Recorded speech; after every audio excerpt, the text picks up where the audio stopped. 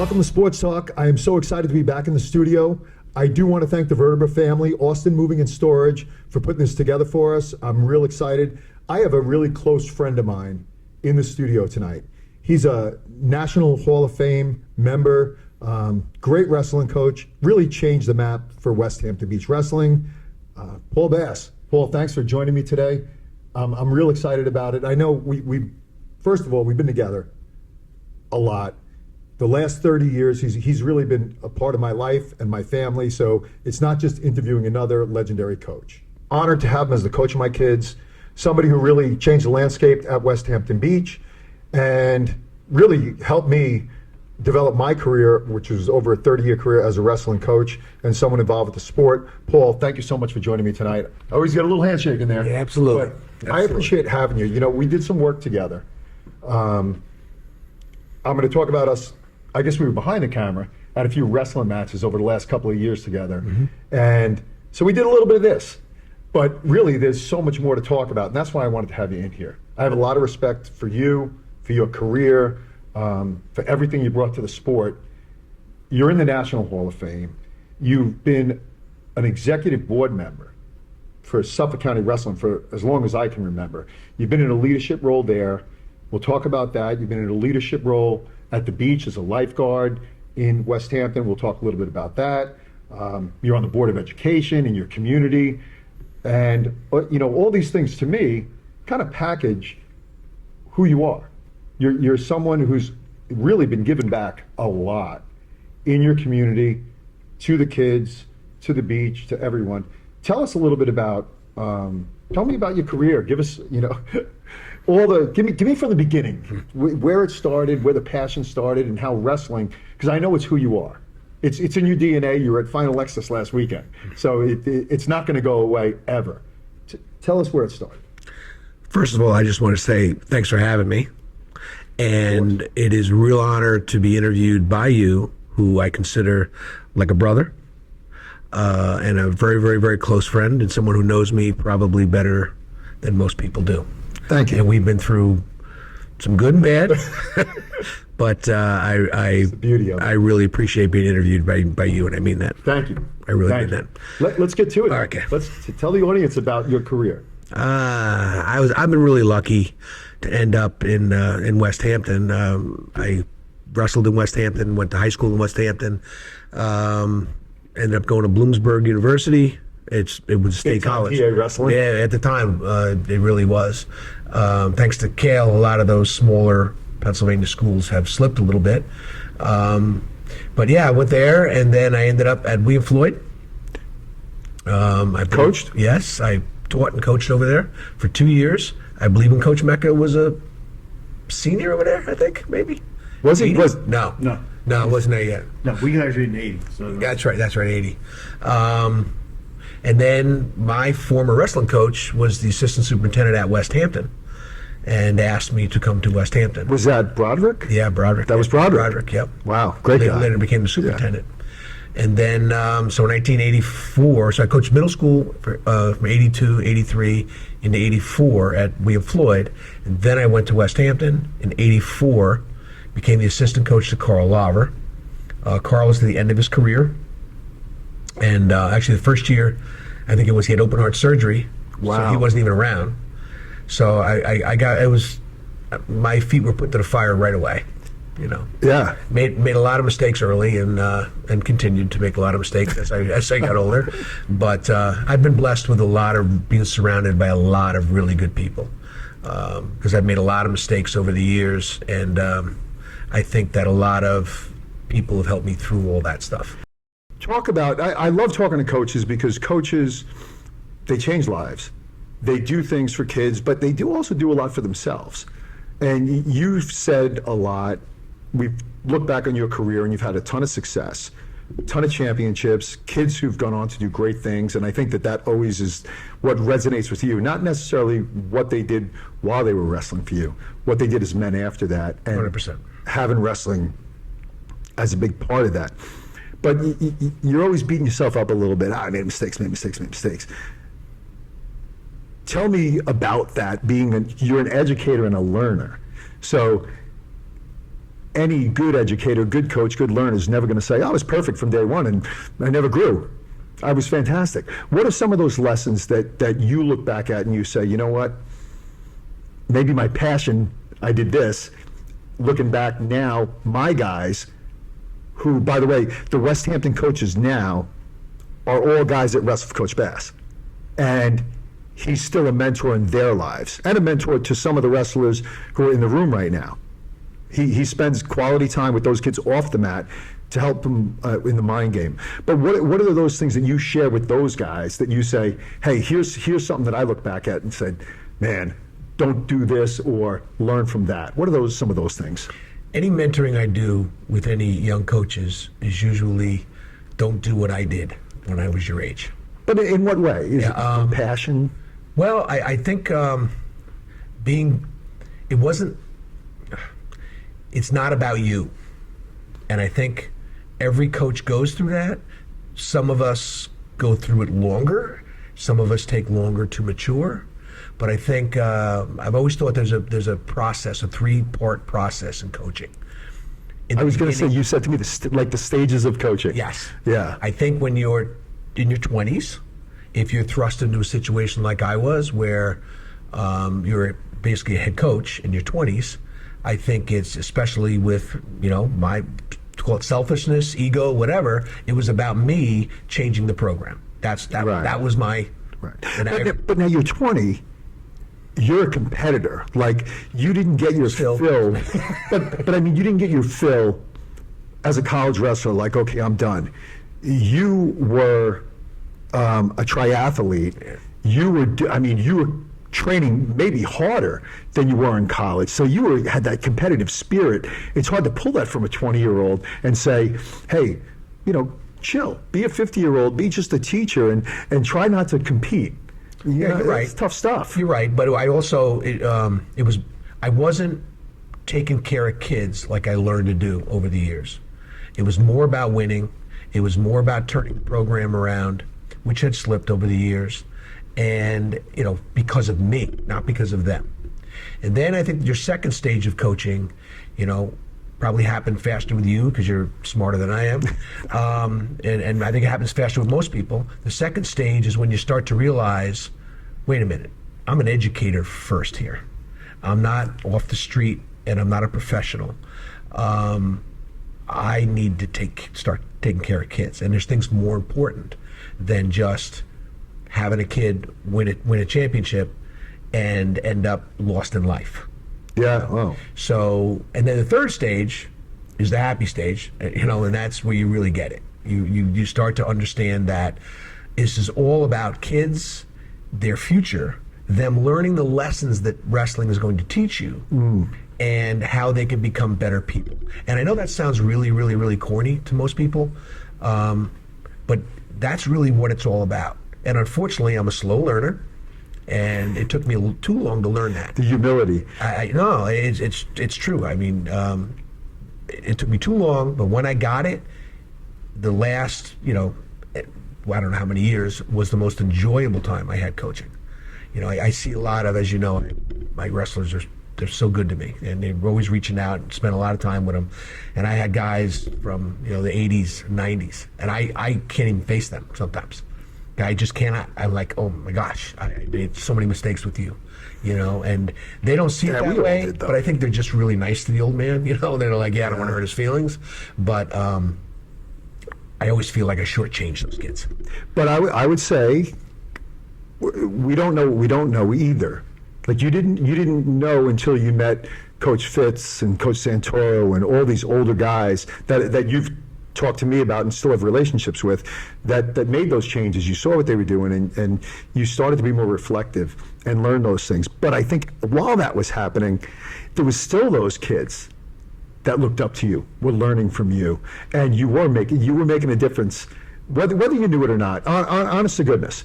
Because I think we had a conversation recently where there was a Floyd kid that you had coached way back when, that you reconnected with, and that had to be at your worst. The beginning of the as my son Liam said when he talked to Mark Cortez was the kid I coached in 7th grade in 1982, 83 in Floyd. And he was talking about some of the crazy workouts we were doing. And I remember my youngest son saying to him, what was the athletic director thinking? Taking a guy out of a Division I program, we were a top 12 team in Division I, and putting him with 7th graders. You know, we had 3-hour practices. Yeah. We were running 3-mile warm-ups. We'd drill for an hour. We'd go live for an hour. Just insanity. I mean, it's just stupid. Yeah, yeah. But you don't know what you don't know. Yeah, Yeah. I think I did. But that was all I knew. Right, right. Let me jump in for a second. Sure. You're talking about Paul's competitive. So let me just explain. so off camera, we have tonight. We have Paul Mahas from New Life Crisis, who's always here in the studio working with us, editing for us, and head of production is Tony Guma, who he's doing this. Number one, big sports guy. Number two, did some filming in Hollywood and really brings a professional touch to everything we do. But he's also a former coach with Paul Bass. He was his assistant at Westhampton Beach High School. So I Coach think Guma. maybe the second year that you were head coach when I came in. No. Yeah, it was the second or third year. Oh, wait, 88. officially head coach. I'm Yeah, sorry. You're correct. Yes. Right, when you started. So you were like competitive, doing your triathlons, the whole thing. Now he was talking about before how he was competitive. So one of my first few days, even after the season started, because I also came through the Floyd channels. I was coaching soccer there and one of the assistant coaches for the middle school, and that's how I got the job. Paul needed a coach and called over, does anybody have anything? So I made my way because I went to Floyd. But one of the funniest things is, and I'm done being an athlete at this point. I'm, still in good shape, but Sure. Paul is like, we run, I don't know, do you remember like 88, 89, like how much we ran before? Because That was our warm-up. I remember that too. So we wanted to clear the ideology was clear out their minds from the school stuff, get all that class stuff out of their head. So we'd run a few miles before practice even started. But he turned to me, you might not even remember this, but he turned to me and said, it's important that we beat all of them in run. Do you know what I mean? And I'm like, are you serious? I have to now beat 20-something kids in run? Yeah, you do. You know what I mean? That was I could picture it, and it wasn't even a question. Because they'll lose respect for us. It's like the owner of the restaurant that has to know how to wash the dishes all the way from hosting the house and cook every entree. So he was like, we have to come in first and second, and of course I let him beat me every time. Yeah. Which Yeah. wouldn't have happened. But I will say, Yeah. there's something to be said for a coach that when you're a young coach, you do want to prove to the kids that you know the sport, that you'll compete, that you're athletic. You want to, and I think especially the young guys, the middle school guys. I mean, I did middle school for a long time, and those kids, I had pretty good teams because they looked up to me. But they looked up to me because I was a young guy. Sure. I was a young, in shape guy.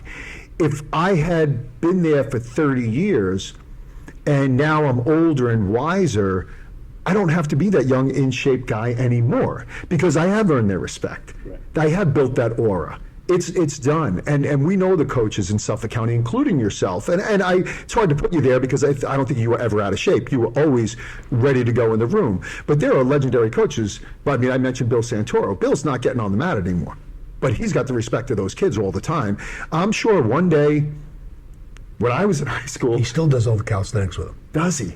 All push-ups. Oh, God bless him. God bless him. I mean, so... But I think that's something to be said for it. But that's an important... You have to at some point show them that you're... It's like when I coached... I coached Dan Nolan, and when he decided to come in and wrestle you, he kicked your butt. Do you know what I mean? Short spurts. Short That's spurts. Right. That's right. Very important to let the... Pick and choose your moments. Psychologically for young kids, that this guy knows his stuff. Whether it's the run, the move, a minute and a half of wrestling before you throw up as a coach in the locker room. But you know what I mean? There is a dynamic to earn that respect. You know what's neat about that you bring that up? And again, this is easy for me, right? This is one of my best interviews because I know Paul so dearly and closely. I don't know if he had more respect, let's say back then, when he could dominate and he could teach everything and do everything. When my son Liam was a junior and a senior, he was 182, 195 pounds. There was nobody in the room for him to wrestle. he, using his mind, not his body, recruited a young guy that was a big, strong wrestler, young man that could give my son the best workouts of his life. Beat his ass if he had to. Whatever it took. But and he worried about the mind, worried about everything else that Liam had to do, and talked to him about his technique and talked to him about his opponent, but gave him that young soul to give him those workouts, to do those things that the young coach wanted to do, So, to your credit, you really did it on both ends. As a young coach, you got to sometimes. That's a good point, because you have extra special talented kids sometimes. That especially when you're younger, in your 20s and 30s, as a coach, that sometimes you're the only guy that can jump in. Correct. And kind of give them the level. So early on, we would do that in the early days. You can't when you get to. And then you realize at 50 you can't walk anymore. I learned earlier than that. I actually learned at a scrimmage in Hampton Bays. I had a 250-pounder, Mike Hadley. So I was probably around 40 or so, and I would work out every day. I was still doing races, just being an idiot. And he had nobody to work out. Hampton Bays did not have a heavyweight. And I ended up wrestling with him. And you talk about when you hit your 40s, your mind knows what to do and your body doesn't. And your body doesn't follow through. Right. And you'll know what I'm talking about. He had me in a front head. And I worked with him a lot on the front head. And he always kept his elbow up. So to teach him a lesson, I went to duck it. Right? And he sprawled on me. And I landed, my hips didn't follow. I just... slower. Right, the neck went a little. And I landed on my butt, sitting, and he was sprawled, and all 250, as hard as he could. And I heard about 17 snap, crackle, and pops. Yeah. So did he. He jumped off and immediately started screaming because he thought he paralyzed me. Wow. And I'm laying there, and I thought I was paralyzed. And I'm just going, please, God, can I feel my toes? Can I feel my hands? I did some damage to my neck. I herniated a couple of discs and things like that, which I found out like 15 years ago. But that was kind of the end of me going live. Yeah. At that point. And anybody that I went live with after that was under 140 pounds. Right. And you just went on top and crab lived him for about a half hour, and that's that. You just do that to... Yeah. No, we've talked about that. By the way, that snap, crackle, pop, I heard many times, and my herniated discs was the result of him, because I remember going to Los Angeles for my film stuff. He front headlock, no one else was doing it. We were maybe the first school, one of the first schools in Suffolk County to do the front headlock thing. It didn't exist at the time in the late 80s. We kind of incorporated it, but that's nasty on the herniated disc. Oh yeah. Let's talk a little bit about. There's a lot of guys that go through what we went through as coaches. A handful of them do what you did, which is coach your kids. Talk about those challenges, those life lessons, things you've learned. You've always talked about writing a book about parenting, and the things you did. Again, you're going to be like, well, I did this wrong and that wrong, and that's not what it's about. It's about teach the next guy the beauty of coaching your own sons and the challenges of coaching your own sons. Because not everybody gets that opportunity. I had it a little bit, and then I handed it over to you, right? And you got that respect of the high school coach. You had three, wonderful athletes, really good wrestlers that were with you since they were this big on the mat. Talk a little bit about that. I am very blessed to have coached my kids at that level, but it took a toll on all of us. And I think some people are better at it because of personalities. Genetically, basses are very stubborn. It's the Irish in us, and you can appreciate that. I know it. Very stubborn, very hard-headed. So it was a real challenge. It was a real challenge. They don't want to listen to their parent. You experienced that with Liam, but you weren't his head coach. Gavin was a lot more coachable that way, and I don't know how it was at home with him, but I know Liam would blatantly disrespect you.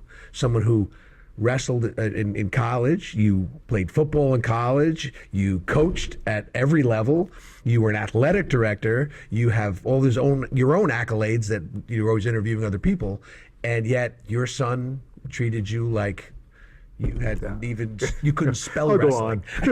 You know, but Yeah. we had the kind of relationship which was kind of neat, and and that's kind of where I'm going with this. It's great for a coach to have someone else to go to.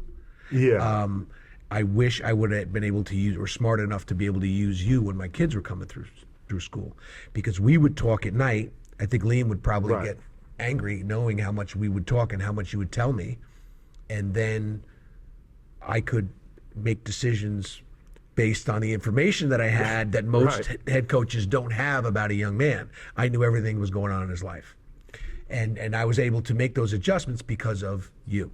I wish you had been there for my kids, because Yeah. I eventually had to turn it over to my assistant at the time, was a guy named Bob Emmons.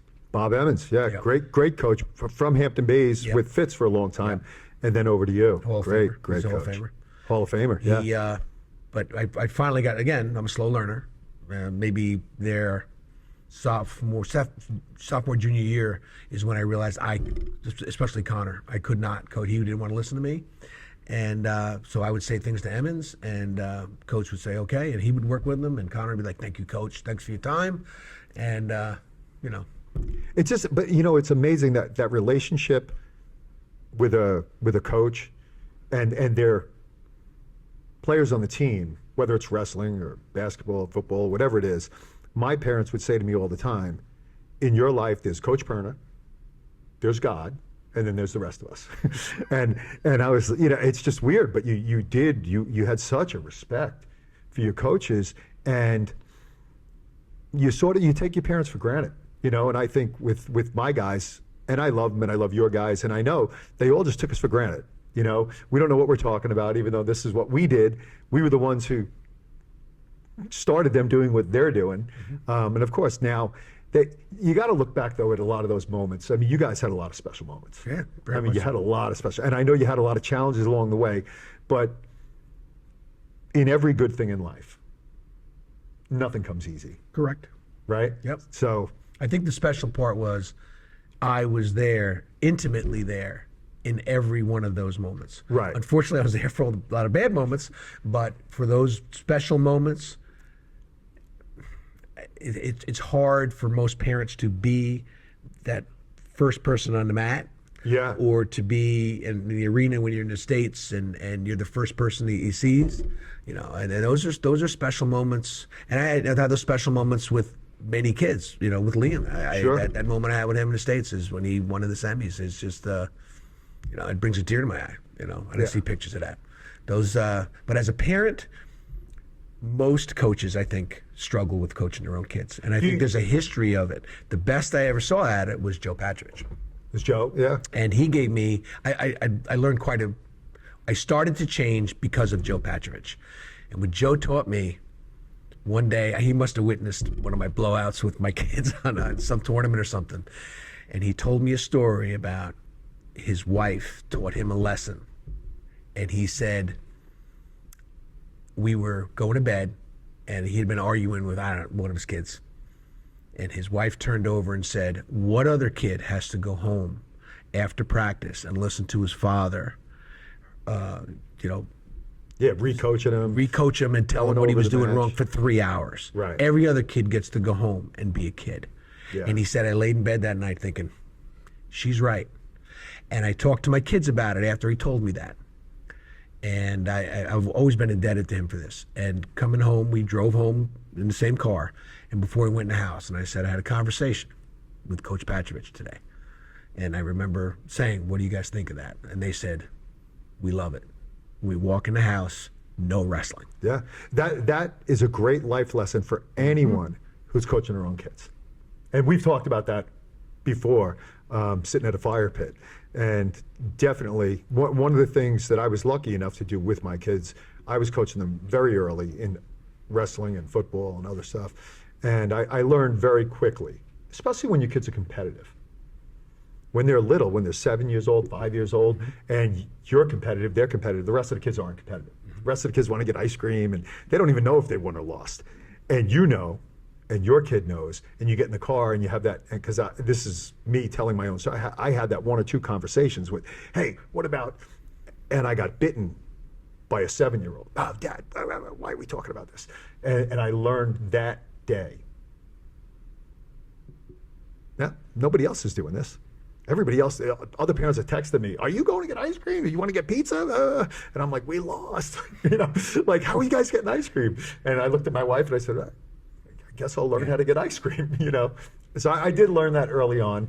Great lesson for now the guys that are in the program. If they ever have kids and their kids are coming through, let them enjoy it. As crazy as it sounds, as crazy as I was, when they were little, I really didn't, I would burn inside. I was burning for matches inside when we'd be at tournaments. But I never got crazy on the sidelines. People have a hard time believing that. Because, like you, I learned at an early time, it wasn't important to them. All they cared, my kids loved to go to diners, and they'd get either waffles or ice cream, or waffles and ice cream. Right. That was their whole Saturday if we went to a tournament. They couldn't wait to go to the diner. And here I am, same thing, thinking about, well, when you hit your switch on that, you weren't parallel. If we would have worked on this, when we get home, we had a mat in the basement. Yeah, we did too. We could have done that, right? Yeah. Let's flip on to something else. The whole time you're coaching, you're also an ocean lifeguard. Talk a little bit about that. How long have you been an ocean lifeguard? I passed my first. Because you're currently test. an ocean lifeguard, and you've been retired from teaching and coaching for a few years. Yeah, it's my last year.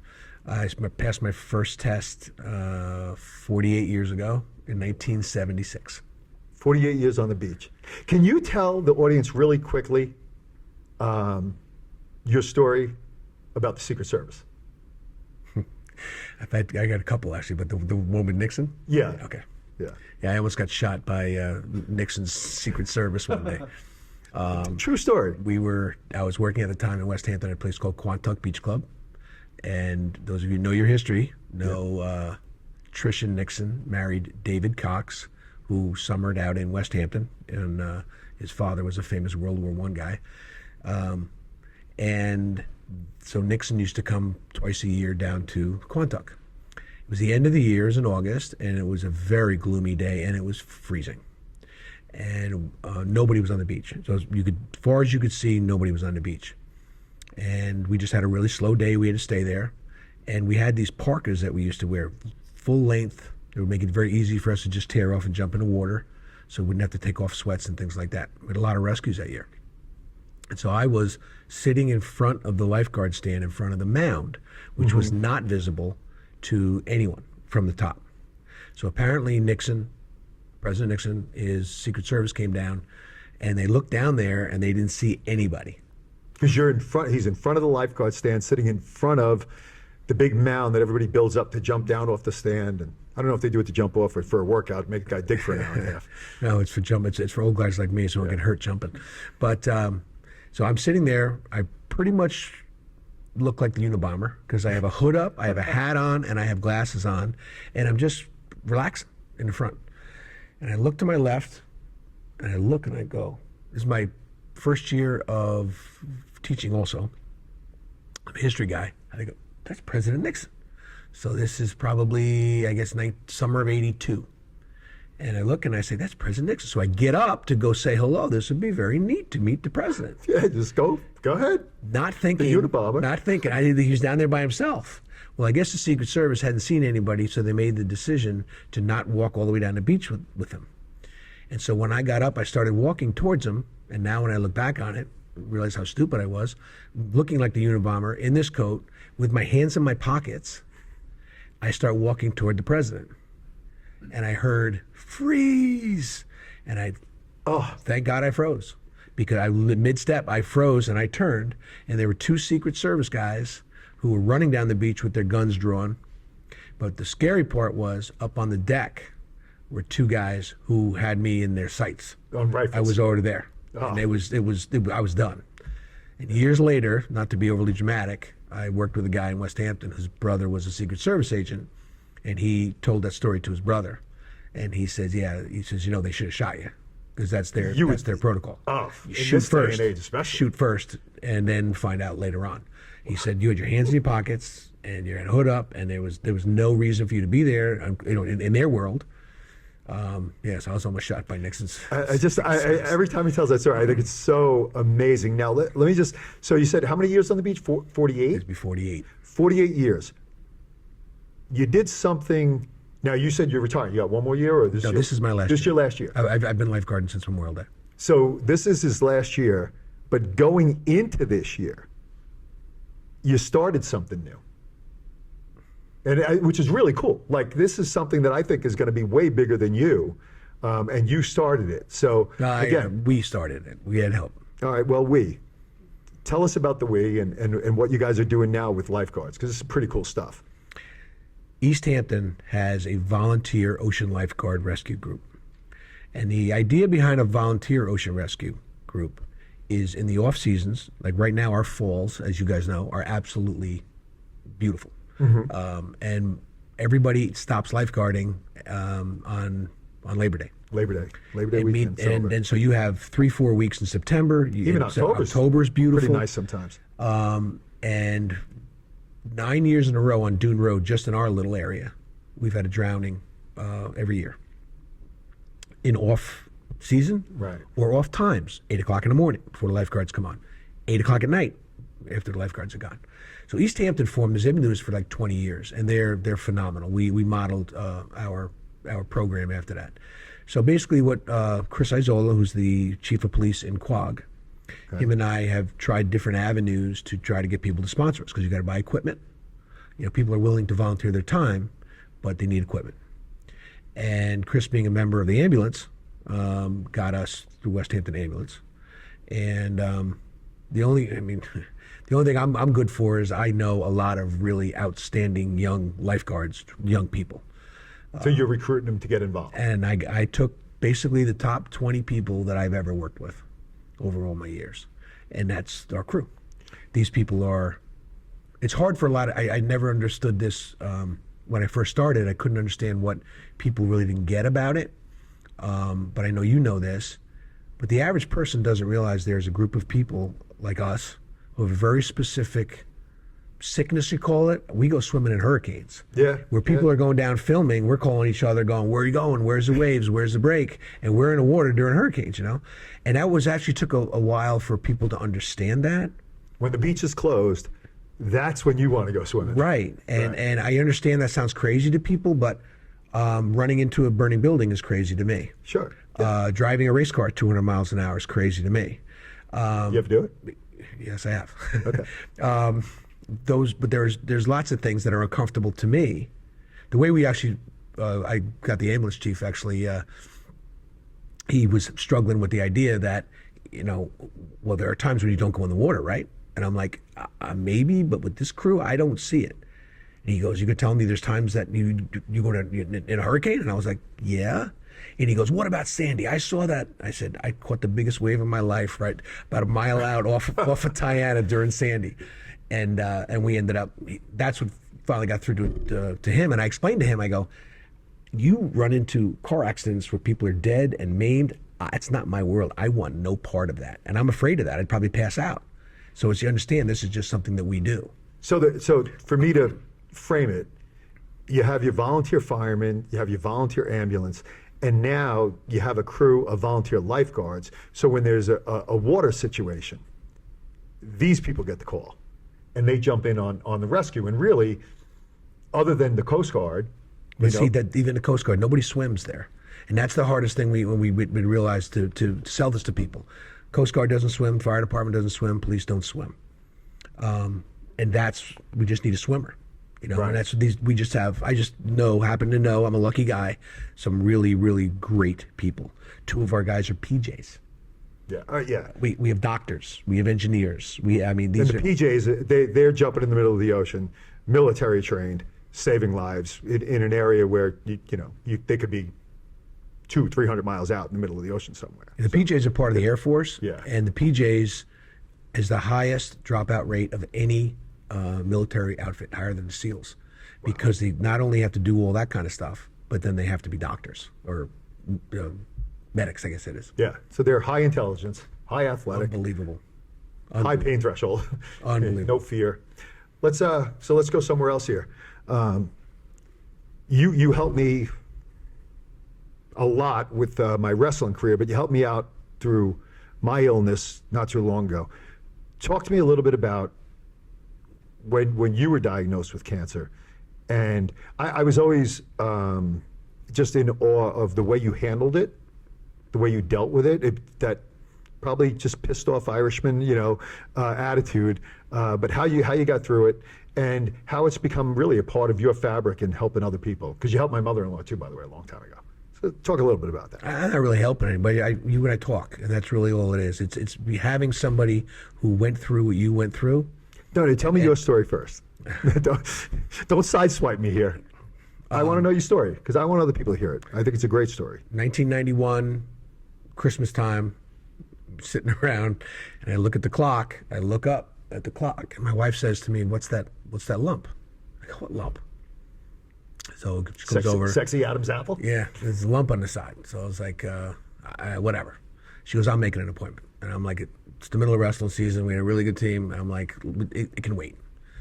She didn't wait, got an appointment, and went to see a doctor in Southampton who was in way above his head. And he tried to do a needle biopsy, and he kind of screwed it up. And we found out through the lab that he screwed it up. So, but he had wrestled, so I was okay with him. And it's actually a true story. I feel like with all my wrestling guys, yeah. They, Dr. Donatelli, who's my personal doctor, he recommends a foot doctor to me, who's Durand, Dan Duran. Oh yeah, The foot guy, wrestling guy. My dentist, wrestling guy. Yeah. So I was willing to go with him, and my wife did not like him at all. And she goes, "It's clear he doesn't know what he's doing." I didn't do anything. She called a friend, who called a friend, who knew the head of ENT in LIJ. Next thing you know, the next morning, she told me calling sick. I'm taking this. I'm not going. So we had a little blowout over that. But as we all know that are married, I ended up going. So he was so professional. And when he did his biopsy, it was so clear that this other guy didn't know what he was doing. Like, this guy's probably done 10,000 of them. And long story short, it goes out. It's kind of inconclusive. He says, "I kind of want to open you up." And I said, "Well, it's wrestling season. We're going to win a championship this year, so we're not doing this now." And my wife went ballistic, and then but we postponed it. So we postponed it for the Tuesday or Wednesday after the States. Remember when the States were in March? Remember that? They were in the first week. Yeah. Always. So the States were March 2nd and 3rd. I had surgery on March 6th. And at the time, they diagnosed me with a really bad cancer at the time. What'd they tell you? They told me it was medullary cancer. And? So for about 10 days, that's what I live with, which is really nothing I could do. My wife at the time was working at a medical magazine company or book company. I forget what it was. So in her office, because she was a business person, in her office there were all these medical books. Mm-hmm. And I remember one day, I took 3 days off school, and I remember going in after school one day, and I was reading the medical books, and I looked it up while she was working, and I went to the thyroid cancer part, and there was papillary, and for each one of them it gave you the name of it, what the symptoms were, and then what the treatment was and what the outlook was. And it was one page for thyroid cancer. It had papillary, and it went through the whole thing. Had follicular, went through the whole thing. Both of them highly curable. Then it had medullary, and all it said Not was, so good. the exact words I remember it were, "Outlook not optimistic." Yeah. And that's all it said. But then 2 weeks later, they come back and they say, "We have a different diagnosis."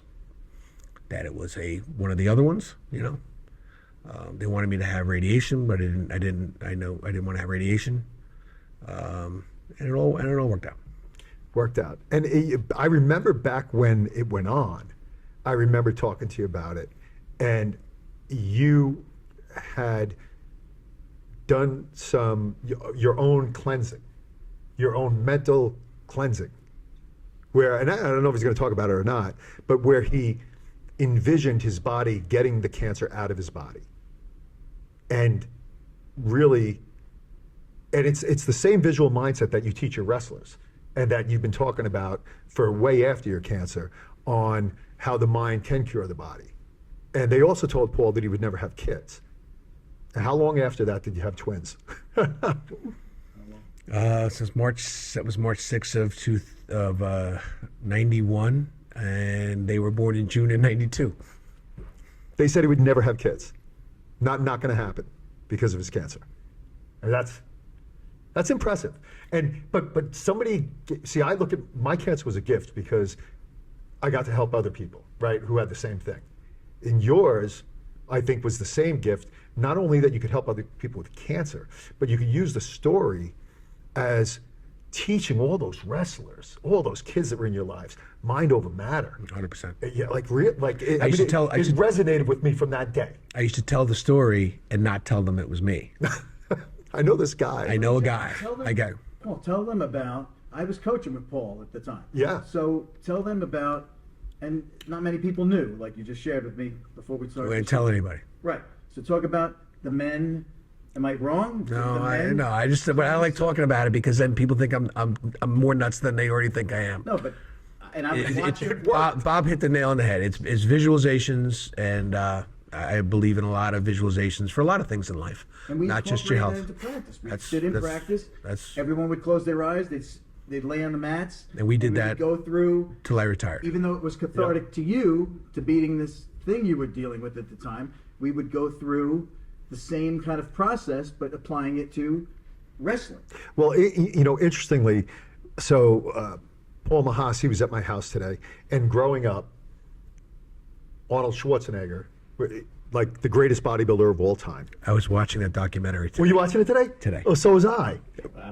And in the beginning, number one, it's this older guy now, and talking from a voice of confidence. But he truly, do you remember? He talked about. He said, "You have to see it. You have to believe it." He said, "And every goal, everything I thought about, I saw it happening ahead of time. I saw when he saw Hercules, who was it Bob Park or Something like that. whatever the guy's name was, who was Mr. Universe. He said, I pictured my face on his body getting that trophy, and I knew it would happen. I would make it happen. It's the same thing. And he's the greatest bodybuilder ever.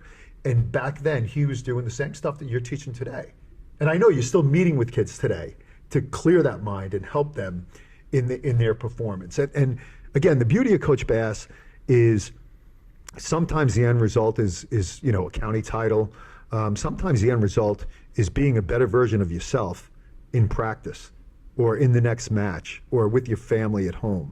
I think that's, and that's obviously the part that you didn't know at 25.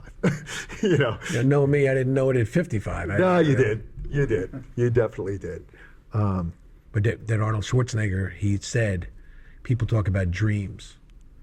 Dreams are nothing. Right. It's not about the dream, it's about the vision. Right. Seen it. Got to see it. You got to see it. If you can't see it, Paul Mahas and I had a great conversation. We've had this conversation over and over in his career. He spent his life performing. And I said to my closest friends, I said, well, Paul's never had any other job other than a musician. And here we are today. And he's not living in Hollywood Hills, but he was signed by Sony Records. He had an amazing hit, Daylight, which most people on Long Island know, but it went all over Europe. I mean, it was huge. And we were sort of sitting back, reflecting at one point, like, did we do what we want with our lives? Were we successful? And I said to him, bro, you're a professional musician. You're successful. It's not measured by, are you Madonna? Did you get signed by this guy? Do you do this for a living? That's all you do. Do you write songs? Do people listen to your music? Do people hire you to perform? And he saw it from day one. He saw it when we met as kids, singing in the bathroom. He knew he was 10 years old. He knew he was going to be that guy down the road.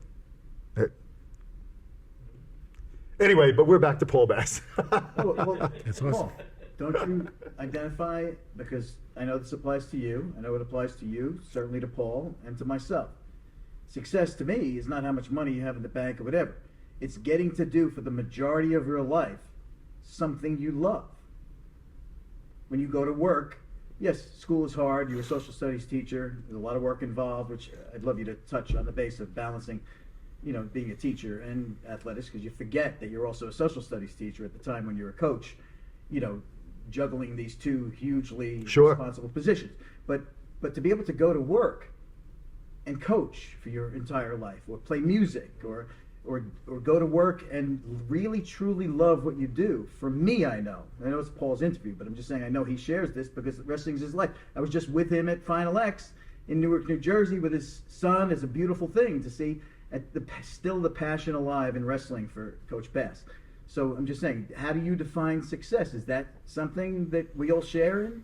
Oh, that's one part of it. That's enjoying what you do, loving what you're doing. But I would take it a step further.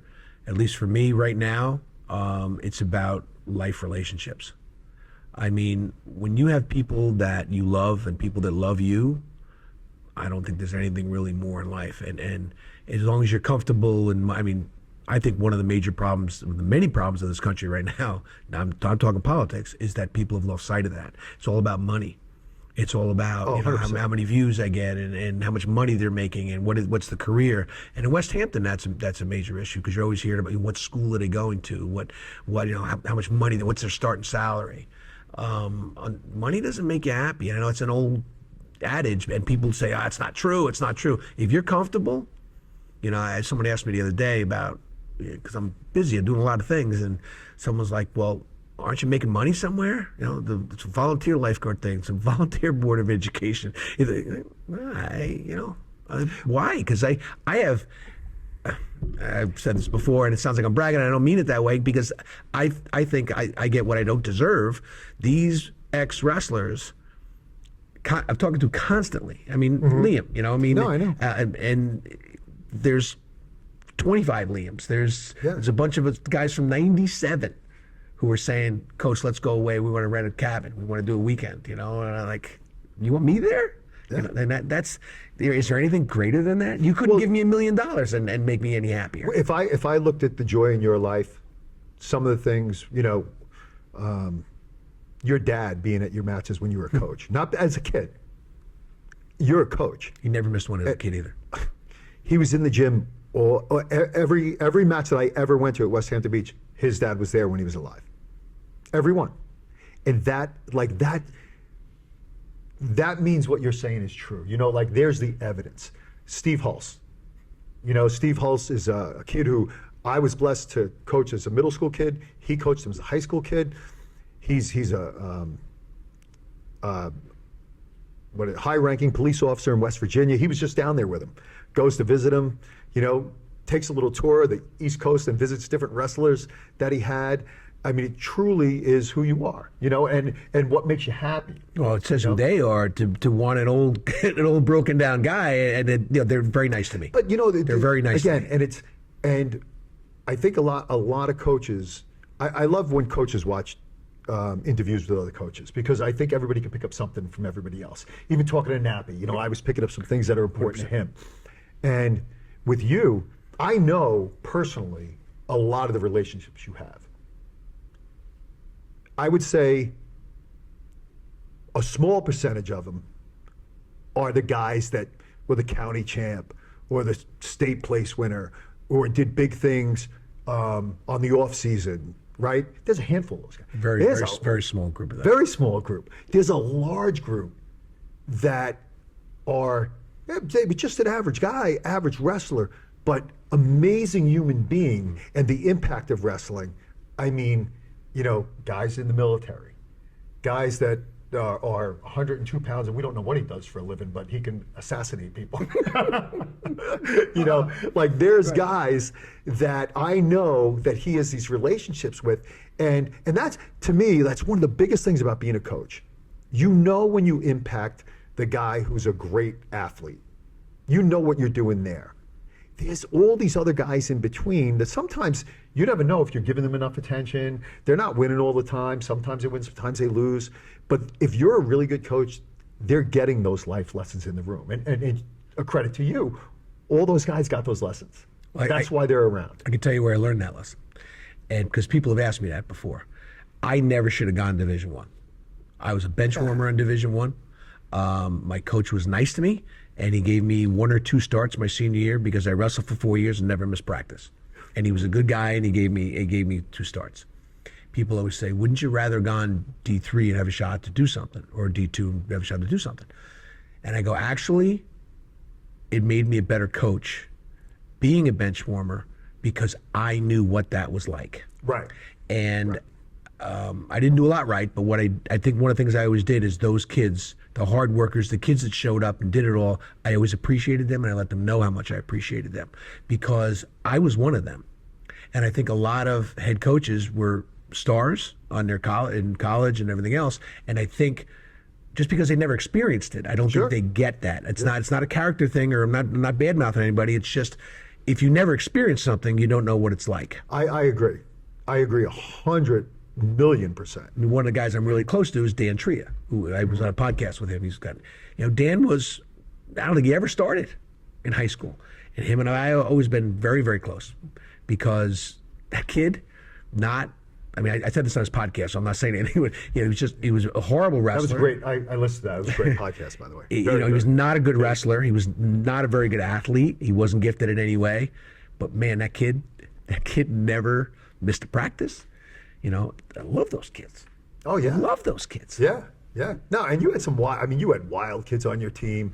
You're one of the, if you were just talking about wins and losses and stuff like that, and you would win dual meets on moving guys around in weight classes and like really doing the chess match, which was amazing. But every time you had a team like that, you always had a wild card. You always had a kid where he could beat anybody or get pinned by anybody. Who was there was 2 brothers, but the one that was older, he would cradle a guy and then get re-rolled and cradled on his back and then go for a throw and then roll through the throw. I forget which wrestler that was. But you always had guys on your team like that, We had Jay not too long ago. They could do big things against anybody, but they were a wild card. You weren't counting 6 points. So you were like, could be 6. Could be 6 the other way. I just always thought that was neat because no matter how good your lineup was, you had one of those in there. Oh, and they were amazing kids. Amazing. And they're fun to coach. They drive you crazy. And that was another coaching lesson. And the kid was Danny Maddock. Remember Danny Maddock? No, and he had a brother too, right? Yep. So it was Danny Maddock. That was the one. That's who I was thinking of. And I remember, and I always think I screwed up with him early on. It was a senior year when I finally got it. Danny was that kind of guy, and he wrestled very, very different style. He did things that I didn't really teach, and in my world, I tried to keep putting him in the box. I need you in this box. I need you in this box. And then finally, his senior year, it might have been one of the wrestlers who said, "Just let him be." And I said, "You know what? I'm going to let Danny be Danny." Yeah. And he won some big matches for us. Yeah. And the pressure was off, and it was kind of like, just let him. I wish I'd done that earlier with him. Yeah. Just let the kid be him. And we had a kid, my last year was a freshman, and it reminded me of that. Different style. But I remember he was driving Coach Satori, Coach P, Coach Miller, driving those guys crazy. And I used that example with them, and I was able to say, you know what? I screwed up a while back. And let him be him. It's who he is. It makes him happy. It was never lack of effort on either one of them. Right. Oh, never. Going 100 miles an hour. I loved being at those matches because you never knew what was going to happen. You never knew with what was this going kid. on. It was wild. He was going the whole time. He'd go. I remember him. But he was flipping to his back, flipping the other guy to his back. It was wild. He was wrestling Grimaldi, state champ from Hills West. Big legs. And Grimaldi was young. He was maybe, I don't think he'd won the states yet, but everybody knew who Grimaldi was. Clearly the first seed. I don't think Danny was seeded at all. And he'd upset somebody in the quarters. And here he is in the semis. And back to Pachovich. It was Mike Pachovich was coaching Hills West then. And I remember Mike was having an aneurysm because Danny hit Peterson Grimaldi 3 times. And it was like 15-17. And he's having an aneurysm because in his mind, Grimaldi should have pinned this kid 3 minutes ago coming off the mat. And Danny's just flying around the mat, and I remember saying to him afterwards, he's like, "What? Who is that kid?" And it's like, that's what he brings, man. He brings it every time, and he's gonna go 100 miles an hour. Sometimes it works, sometimes it doesn't, but damn, he has fun, Yeah, that's what it's all about. And he was 18-15, I think, with Grimaldi. That's wild. Coaches, let me jump in for a second because this is, for me, I apologize. We have a relationship, so I apologize Sure. to jump in. But this, for me, is the spirit of high school coaching. You're not even going to know what I'm going to say, Coach Bass. But, and I'm around a few different programs, Miller Place, Westhampton, Floyd, and around seasoned coaches, new coaches. Sure. Coach Bass, Paul, has coached dozens of incredibly talented wrestlers, his own sons, your son, your two sons, like, you know what I mean? But when I came back from California, and I would come to dual meets, which I did every one, I'll never forget. A lot of people like to forget and not watch the JV matches. But it's easy to like your champion won and all this kind of stuff, and kind of JV comes on, and you're a head varsity coach. I watched you pull aside the majority of the JV kids or sit with them after their match while the fanfare was going on with the varsity match or vice versa, and sitting with a kid that maybe wasn't that talented and the match didn't mean anything and wasn't really going to go anywhere, but you sat and gave them feedback on their matches. And I'm getting choked up right now because that's the spirit of high school coaching to me. And I see Absolutely. I see around the landscape. It's not always that way. And I just see it in my world where the varsity match is over, varsity coach checks out and is with the team, and then the JV coach takes over, and half the people are not watching anymore. That to me is an amazing testament to your getting the whole picture of Yep. coaching. It's, yes, beautiful and fun to have those state qualifiers. And elaborate a little bit on how you were able to take so much passion in the untalented versus the talented. Well, I mean, that's also a double-edged sword because I don't want to step on the toes of a JV coach either, because I struggle with my control issues, and it took me a long time to give a little more, to let them have a little more control. So if I talk to a JV kid, it's usually after the match. Yes, it's in the stands. I want It's to in bring the him stands. I out. watched I it. don't want to show up the JV coach No. and let them coach the next kid, kind of thing. Like I just go back to my being a scrub in college, and watching all the stars. County champ in high school. And there were 34 kids on my Bloomsburg team. I was the 33rd best kid. There was one kid in the room I could beat, and that's a true story. At an All-American at 50, an All-American at 58, Yeah. an All-American at Yeah. 67. But yeah, I knew what that was like. And a lot of times they're freshmen. They're learning. Right. And you want to make corrections, and I get myself in trouble all the time because I can't really watch a match without thinking in my head, okay, what do you got to work on? All right, what do you got to work on? Right. What do you got to work on? And because that's hard. what really sports are. If you compete, you need to figure out what you can do better. It's actually a conversation I had with you years and years ago about some of the sports. I don't mention sports and badmouth anything, but some of them now with the clubs, all they do is play games. Right. Like they play Yeah. one game, they have a game on the bed and a They game. don't train. So when do you sit down, look at a film, and say, "Hey, Bob, your stick's in the wrong hand there. If you switch that's how kids get better." And I think it also leads to losing the kids who are not as talented as the other kids. Mm-hmm. So the kids that are really good when they're 8 or 9 or 10 years old are going to continue to get good because they're going to continue to play. That maybe they had better coaching when they were younger and they know their skills. And now they're going to go out and play every game and they're going to dominate every game. And the kid who doesn't have the skills yet is 10 years old, gives up the sport because he never plays and no one ever corrects him. Outliers. Remember the book? Mm-hmm. Right? That's exactly it. But it's also, to me, it's like, you're sitting in the stands after the JV coaches had their first interaction and stuff like that. We all have been around the sport long enough to know a kid who's a freshman could go on to be. It's going to be your varsity guy one day. We've had many. Well, I think, You but get what I'm I think to that point, what I was going to jump in and interject and say is, I think Paul also understood. He was in a very small school. You were there with him. Yeah. Those guys are my future. So this is my program. I mean, you've been the face of Westhampton Beach Wrestling for 30, how many years? It was 37. It was not now, but Well, it was 30 whatever time. He was 37, and he's still around. You know, like he still lives in Westhampton. He's still around. He's still helping out. And I'm not helping out. I don't go in a room. I told you that. doesn't mean you're not helping. And I mean that in a very nice way. You don't have to be in the room to help.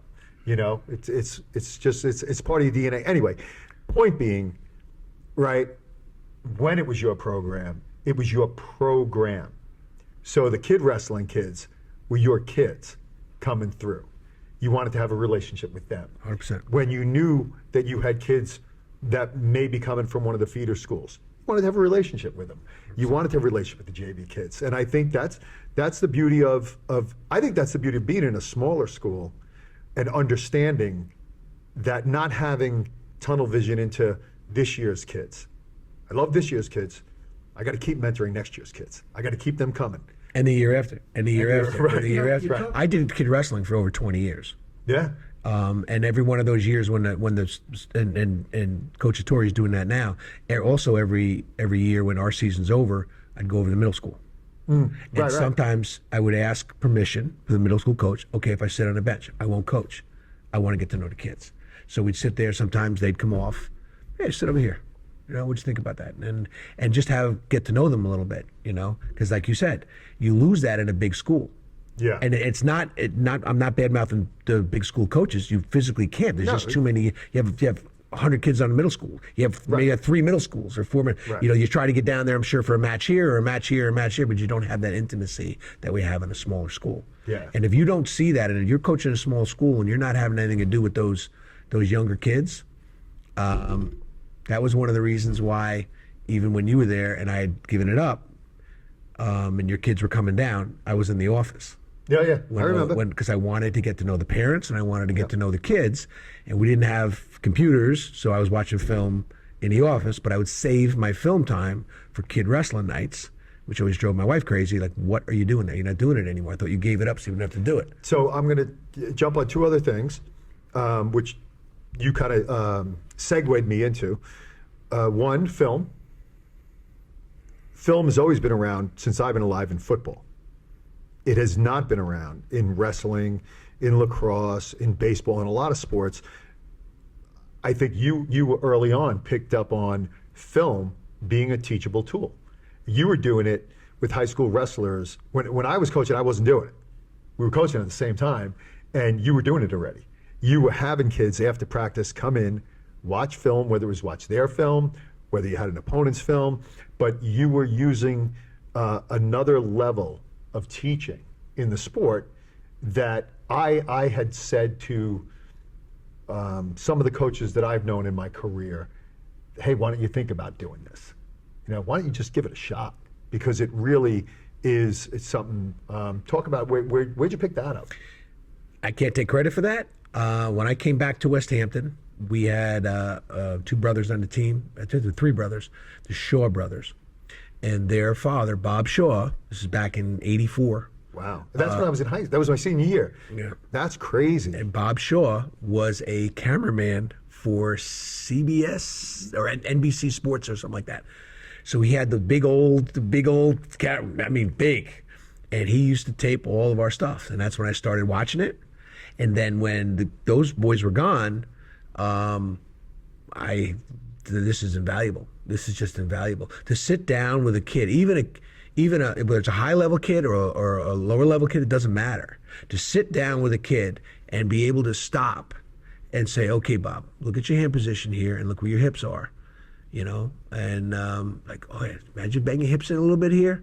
Put your head to the outside. You know, okay, and then But you also played high school football, yes, right? So you had to watch that old reel-to-reel. Yeah, I don't even know what that's called. Something millimeter film. 8 8 millimeter. Yeah. I used remember to watching that, and the coach would run it back. Super Hey, Eight. Bass!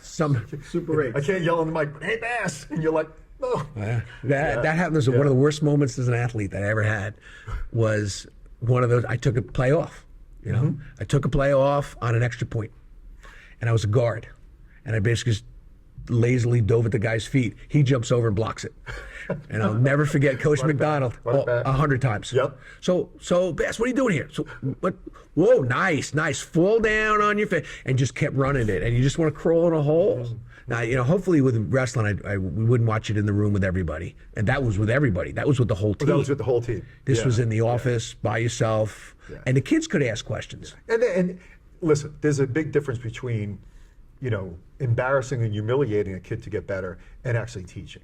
And because I know you did it with my boys, or you invited me in to sit and watch a little film and, hey, what do you think of this? You see where this guy was lead leg, and this guy, it was just it's such a great tool that I never saw any wrestling coach do it until I saw you do it, which was kind of cool. I don't know if we were first, but Pretty amazing. The other thing that you talked about that I just want you to touch on, give her 2 or 3 minutes of your time, is Kim. what about her? Well, no, I mean, every year we started the season, Paul always had a parent meeting. And again, as an athletic director, I was fighting to get coaches to have a parent meeting. We didn't have a meeting. We had dinner. We had a dinner, a sleepover. There was a lot. But it always started with, I can't thank my wife enough, Kim, and this is what she does, and she does a million things for the program. And talk a little bit about that, but then talk about the States. Because going to the States and her organization and getting the families up there, that was big stuff. Like, that really endeared me a lot to the program. Because I was going to the States anyway, but then I became filtered into going with the Westhampton group when my kids were really little. And it sort of brought that whole family together. So talk about Kim and about that aspect of what she brings to the program, and include the States in that. Well, that's kind of two parts. The Okay. family thing is, I always tried to have a semblance of that, but I don't think I led by example early on. Like I said, I made a lot of mistakes early on, and I think we got very good at that. And what the only thing I really got good at was finding moms who were super organized and were passionate. And I mean, those kinds of people that did it. And when my boys were maybe in middle school, my wife started doing a lot more. And they were in high school for 5 years. Well, then Liam came along, so 7 years. She was kind of the go-to person. So she used to, she's very organized, my wife. Some would say it's a sickness. She's a math nerd, but she would get a hotel, as you well know, and get all the parents and tell them what number to call, and she'd get a special rate, and she'd argue with the person and get a special rate, and she would organize, people brought food. And She'd organize a dinner. Yep, and we would all go together. I wanted kids, you and I have always been on the same page with this, and I don't think a lot of people get this. Kids, when they're young, need to go to the States. They need to see, that's where I want to be. It's such a motivating thing. 100%. I want to be here. Okay, well, as a coach, what are you going to do to get here? You're 10 years old. A lot of times, a lot of things you could do. What are you going to do to get here? So we tried to get, there were years, because we were lucky to have a pretty good run there from 2006 to 2019. I think we had those 14 years. I think had somebody in the States 13 of those 14 years, if I'm not mistaken. We're very lucky. And those were some fun times. And there were years up there, and I know when your boys were little, we sometimes had like 40 people up there. Yeah. Oh, yeah. Oh, we were filling up the hotel. Yeah. I mean, and the best part of it was the kids. My kids were little, so they were running around with a brat pack of other kids. And they were in the pool. Yeah. Yeah. They were in the pool. I mean, and again, you learn as a dad. If you're that dad that says, sit down, shut up, and enjoy this. Well, obviously, they're not enjoying it because you're making them watch it. Run around the Pepsi Arena with other 5, 7, 9, 10-year-old wrestlers. They're all wrestlers. There's a pull-up contest going on. There's this, there's that. One of them's going to run in the stadium and go, look, there's a Section 11 kid. And then they'll all run in together. And that's what they're going to remember. And I learned that pretty early on. There were kids that I wanted them to watch. Oh, Petey Detour's up, or Connor Bass is up. They really weren't getting it then, but they were there. And then as they got older, they started telling all these, we've been going to the States since we were 5 years old. Wow, and that, really, really great. And Kim gets a lot of credit for putting that together. She also had saved my me a lot kids. of money. She also had my kids doing brackets very early. So they were getting up and down, doing the brackets, and they're math nerds like she is, and so they were really into the keeping the brackets right and stuff. So they were into it. Yeah, yeah. Which And is she awesome. kind of had fun with them. She still does the brackets when she goes up. I don't know if you remember that. Well, Kim's a She's wrestling nerd, and she's all in. She's all. And not many moms are like that. Not many wives are like that. Yeah. You know, and not to be negative, there's a lot of issues between wives and wrestling coaches. It's not easy. It's not easy at all. And you either have to give your husband the complete space, unbelievable space, or you have to be in it too. I mean, when my kids were, she saw many, many, many more matches of my kids in college than I did because I was coaching. So Yeah, I could see in the remember first she was couple of traveling weeks. by herself. She'd fly out to Michigan to go watch. They wrestled at Northwestern. They wrestled in Northwestern, and that was a decision, you know, because she was waiting on the snow, and she rented a car and drove into Chicago and went to Northwestern to watch him wrestle. I mean, she was all over the place. And then when Liam, she thought she had 2 more years left. And then Liam hurt his back bad, if you remember, and had Surgery. spinal fusion. So his wrestling career was over. And I think she was shocked because she thought she had 2 more years of going to see her kids. And that was it. It just ended. Yeah. But the other piece I should say, and I try to tell her, as much as she drives me crazy, we're going to be, this month we're married 39 years and been together 43 years. Congratulations. You need to, when you get married and you're a passionate wrestling coach, you need to make sure that your wife's on board. Yeah. Yeah. No, 100%. She, I really don't stuff. know. I don't know how many other women would have put up with what she put up with. Because as you know, I'm a little nutty and a little obsessive compulsive, and you know, she very, very rarely made ultimatums with me. I remember early on when I used to watch film at school and I'd get lost, I'd come home 10 o'clock at night. And then she found, we had kids, she said, look, we're eating dinner at night together.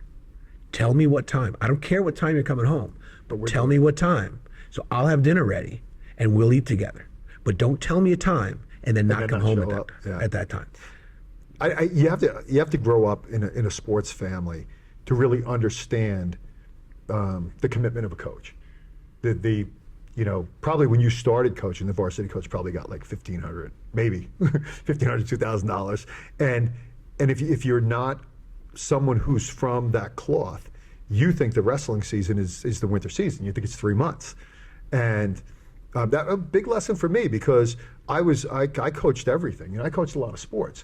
And I realized down the road that it was good I enjoyed it, and maybe I pulled young kids to other sports, you know, which was a great thing. But if you're not fully committed to one program, if you are, the great coaches you see around Suffolk County or New York State or anywhere, they're known for a sport. And it's because they do that sport all year. And with you, someone who was an advocate, the kids play other sports, but you were in the room. You were offering them freestyle wrestling all spring. We did the nationals, Virginia Beach, you know, on your dime, on your time. In the summertime, we went to camp together. In the fall, we had preseason workouts. So it's 24/7 all year. It's not three months. And I think that if you don't grow up with that, if you don't understand it, if you did, like you were dating Kim in college when you were a wrestler, so she probably got a pretty good idea that this is a big, big commitment kind of thing. And then having her own kids, and they did all the kids stuff and did all the tournaments and all that. So we had kid wrestling. She used to blessed. actually, I don't know how she did it. And I was doing my crazy coaching hours, and she had 3 kids in diapers. Yeah. And then there were times with kid wrestling. I was doing kid wrestling by myself at night, and sometimes she'd just drop them off, go, I need an hour. So I'd be at kid wrestling, and they're like 3 Rugrats. coloring in the corner or jumping on somebody or whatever. Yeah, it's just a part of life. But just going back to that, it is you have to do the whole space thing, or you got to completely buy in, And she always bought in. And I know I've told you the story, but there was one of many moms who probably hated my guts one time, and when we didn't spend Thanksgiving together because she would go see her parents, because I always had practice. I remember I'd practice on Thanksgiving, practice on New Year's, as you remember, and she would always see her family. So, and we were at wrestling camp for her birthday for 25 straight years too. So she put up with a lot. And I remember there was a mom who said to her, because she's very tiny, as you know, and petite like your wife is, and sometimes people think she's meek, I guess, and I'm so loud and obnoxious, or whatever. My wife is Him not and meek do not go hand in hand to me. And I remember a mother looked at her and said, I don't know how you put up with it. He's gone so much, or whatever. I don't know why you put up with it. And all she did, in her way, just said, I married a wrestling coach. I know what I married. And that was it. That was the end of the conversation. Paul, So- coming full circle, talk about, now you're a guy, you just retired, you're a mentor to a lot of people. I know a few of the senior people you look up to, but talk a little bit about your mentors over the years and the people that, when you started and kind of when I started, that we looked up, obviously Fitzgerald comes to mind, but talk about a few of the people that you were able to grab a little bit from, but you know where I'm going with this. I learned a lot from my college coach. And at the end, his senior year, I mean, he knew it probably 4 years before, but his senior year, he said to me, I appreciate you sticking it out. You're not really going to start and everything else. It's pretty obvious now. And I said, I'm slow, but I'm not that stupid. And he said, you want to coach, right? You want to coach, right? And I said, yeah. He goes, well, there's a lot to learn here. And he began me along that line, so looking at things a little bit differently from, and that's actually what he said. He said, you got to start looking at things not as a wrestler anymore, but as a coach, and it's a different view. So that started me that way. Early on, I wish I had had more, a bigger mentor. It wasn't until really Fitz and I got close. And the fact that we didn't get close early was really my fault because I was so damn competitive. Hampton Bays was always our evil empire. Sure. Because during the 70s, we battled every year for a league title. And Fitz was such an outstanding coach, and he had very big mouth, booming voice. So I always hated him. Like, that's the enemy. Wow. And he was always so nice. Oh, he's such a great guy. And Fitz is wide open. Fitz would be like, come in the room, let's work out. I'd be like, no, I don't ride with you. I compete with you. And just being a typical Paul jerk. And I told the story, actually. I met with the Hall of Fame committee when he was up, and they didn't really know him. So I met with them and told them about Fitz. And I ended with a story. This was my story, and it is 100% true. He had called, it was actually, you were there, 1991, and we were wrestling, might have been 90, and we were wrestling, we were both undefeated, so it was East Hampton. We had a big match coming up, and if you remember, one of our wrestlers was, somebody thought they saw him smoking or whatever, and I was still in my time where I was just banging guys off. I remember. And I was going to do it. And Fitz had called me that night for the weigh-in time. This was on a Wednesday, so he called me for Friday. And I told him or whatever, and he said, how's it going, Rook? And I was like, well, I'm not a rookie, I've been doing this for years, whatever. So he's like, no, how's it going?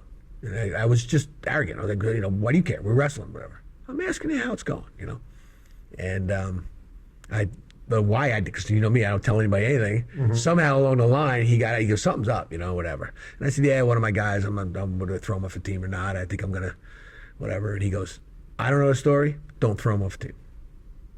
I'm like, what? And he goes, kids today need wrestling. He goes, did he murder anybody? No. Did he rape anybody? No.